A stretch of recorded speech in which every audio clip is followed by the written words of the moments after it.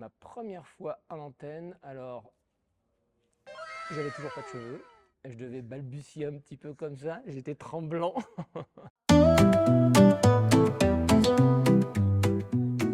Donc j'ai 2 jours de tournage, ce qui veut dire le matin, exemple, je vais à l'opéra faire une séquence avec Nathalie Dessay, et l'après-midi, je peux être avec Jul ou avec un autre artiste pour parler de son actualité culturelle. Donc c'est 2 jours de tournage et 2 jours de montage. Je me suis arrêté en maîtrise de communication.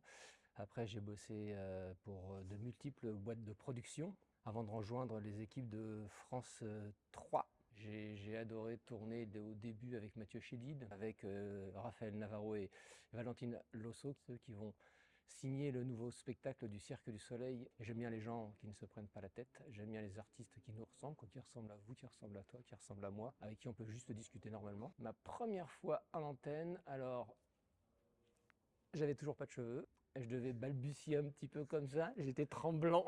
Il faut surtout toujours préparer. Préparer, ça te permet de mieux rebondir en cas d'imprévu. Tu répètes avant, et une fois que la lumière est allumée, bah t'y vas. Est-ce que tu peux nous dire pourquoi la culture c'est important pour les jeunes? Il y a quelque chose qui se passe quand on est dans une salle, que ce soit en concert ou un spectacle vivant, une proximité avec les artistes, ça te prend là, ça fait boum boum, tu vois, et ça crée une vraie communication, une vraie communauté. Il n'y a rien de tel que le spectacle vivant pour créer ces émotions. Quand on regarde un spectacle à travers ce petit téléphone ou à la télé, pour les plus anciens, on n'a pas les émotions du spectacle. Je pense que la culture, c'est le savoir, et le savoir, c'est le pouvoir. Et quand on sait, on peut, et on peut décider.